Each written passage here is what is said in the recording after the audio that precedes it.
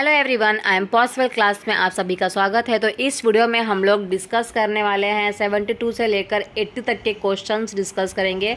ये 10 क्वेश्चंस हम लोग इस वीडियो में डिस्कस करेंगे। इससे पहले के हम लोग ने ऑलरेडी कर लिए हैं, तो अब जाके प्लेलिस्ट में देख सकते हैं। तो आज का वीडियो स्टार्ट करते हैं। चैनल को सब्सक्राइब कर लो और लाइक कमेंट शेयर ज़रूर करो। तो ये है PYQ previous year question paper 28 दिसंबर का। ओके, चलिए देखते हैं। On the map of India if you draw a straight line from Kolkata. Okay, देखो इंडिया का मैप हम लोगों ने ड्रॉ कर लिया। इधर हमारा आता है कोलकाता और Chandigarh. Then the direction of Chandigarh with respect to Kolkata would be, क्या होगा? चंडीगढ़ समझ लो हरियाणा की तरफ है ना। तो ऐसा स्ट्रेट लाइन ड्रॉ करते हैं तो ये क्या हो जाएगा?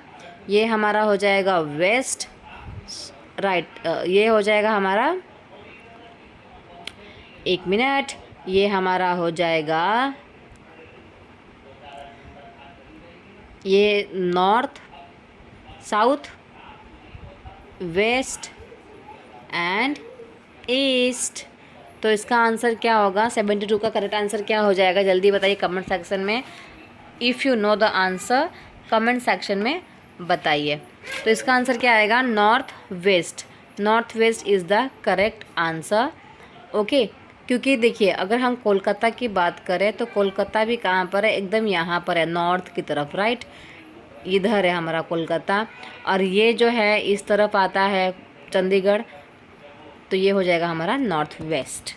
ओके, चलिए देखते हैं 73 वाला। 73 का क्वेश्चन ये है कि निम्नलिखित प्याज की खेती के विभिन्न चरणों का सही क्रम। प्याज की खेती करना है, सबसे पहले आप क्या करेंगे? सबसे पहले आप क्या करोगे? बीज बोओगे या खरपतवार निकालोगे या प्याज के ऊपर की सूखी पत्तियों को काट कर अलग करोगे या फिर मिट्टी को नरम करोगे या फिर प्याज को उखाड़ कर निकाल दोगे? तो प्याज को उखाड़ कर सबसे लास्ट में ही करेंगे ना हम लोग। तो देखिए सबसे पहले हम लोग क्या करेंगे? नरम करना, मिट्टी को क्या करेंगे? नरम करेंगे। इसके बाद हम लोग बीज बोएंगे, क्योंकि मिट्टी पूरी नरम हो गई तो बीज बोएंगे।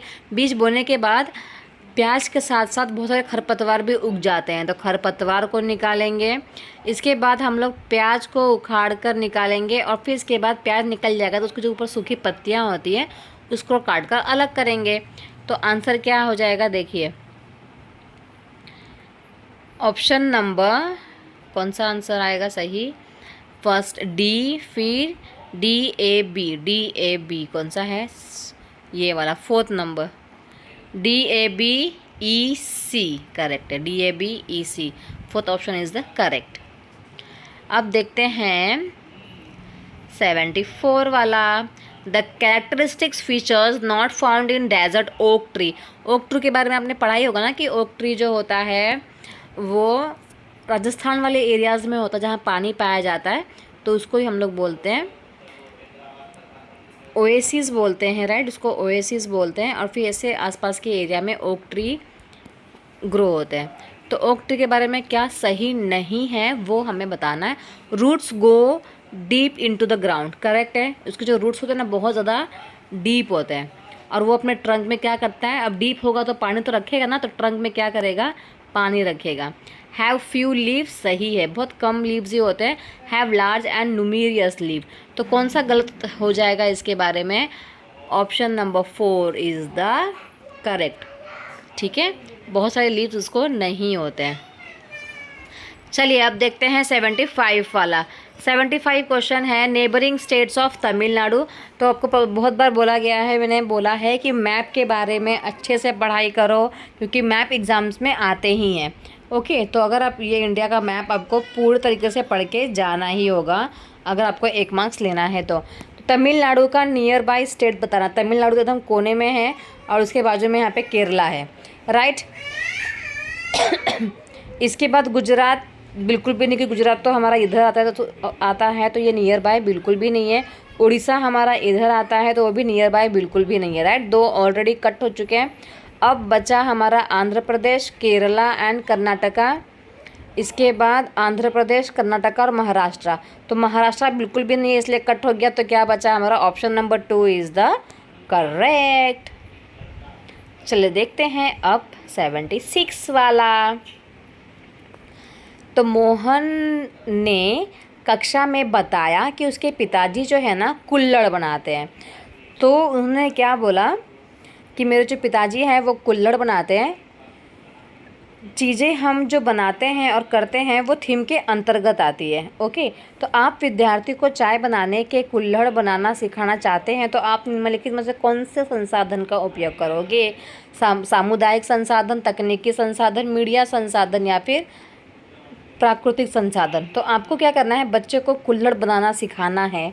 आपके एग्ज़ाम समझ लीजिए टॉपिक है कुल्हड़ के बारे में, तो आप उसको सिखाओगे तो आप कौन सा संसाधन यूज़ कर रहे हो? सामुदायिक संसाधन, राइट। आप कौन सा संसाधन यूज़ कर रहे हो? कम्युनिटी, क्योंकि हमारी कम्युनिटी में ये रिसोर्स है, हमारे कम्युनिटी वाले इस संसाधन को यूज़ करते हैं, तो इसीलिए हम इस संसाधन को यूज़ करेंगे। तो सही आंसर क्या हो जाएगा? सामुदायिक संसाधन। ओके, चलिए नेक्स्ट वन देखते हैं 77 वाला कि निम्नलिखित में कौन सा कथन विज्ञान का सर्वोत्तम वर्णन करता है? विज्ञान का सबसे अच्छा वर्णन कौन करता है? कि विज्ञान जो है वो एक सुव्यवस्थित ज्ञान एवं स्थिर है। विज्ञान कभी भी स्थिर नहीं है, राइट। विज्ञान जो है ज्ञान की इकाई है, ज्ञान निर्माण की प्रक्रिया है। काफ़ी हद तक सही लग रहा है। विज्ञान जो है संगठित ज्ञान और सुव्यवस्थित है। सुव्यवस्थित भी हमारा विज्ञान जो है कभी नहीं है। विज्ञान जो है ये क्या है? एक ज्ञान की इकाई है और निर्माण की प्रक्रिया है। निर्माण हम लोग करते रहते हैं, नई नई चीज़ की खोज हम लोग करते रहते हैं, right. So option number 2 is the correct. अब देखते हैं 78 वाला। तो राष्ट्रीय पाठ्यचर्या रूपरेखा 2005 के अनुसार निम्नलिखित में से कौन से कथन ईवीएस सीखने का वर्णन करते हैं? तो ईवीएस सीखने के लिए कौन सा कथन मतलब इम्पोर्टेंट है? तो पर्यावरण से ज्ञान और कौशल की प्राप्ति, अधिगमकर्ता के बीच विचार और कौशलों को साझा करना, प्रेषित की जा रही जानकारी प्राप्त करना, अधिगमकर्ता द्वारा ज्ञान का सक्रिय निर्माण। ओके, सो जल्दी से बताइए कौन सा आंसर सही होगा। देखिए, पर्यावरण से ज्ञान और कौशल की प्राप्ति होती है, काफ़ी हद तक सही है। अधिगमकर्ता के बीच विचार और कौशलों को साझा करना, ये भी सही है। प्रेषित की जा रही, देखो receiving information which is being transmitted, जो एज इट इज़ जानकारी को प्राप्त करना, ये गलत है। अधिगमकर्ता द्वारा ज्ञान का सक्रिय निर्माण करना, ये भी सही है। तो ए बी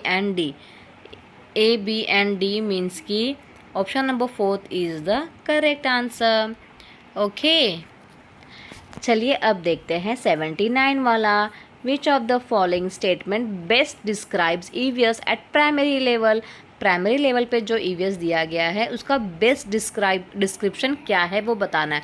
कि जो सब्जेक्ट है वो स्टडीड अबाउट द इन्वायरमेंट, इसमें सिर्फ इन्वायरमेंट के बारे में पढ़ते हैं, या सिर्फ ये 1st to 5th के बच्चों को पढ़ाया जाता है, या subject related to the child के इन्वायरमेंट से उस सब्जेक्ट को रिलेट किया जाता है, या फिर subject that consist of the various theme, बहुत सारे थीम्स उसमें होते हैं।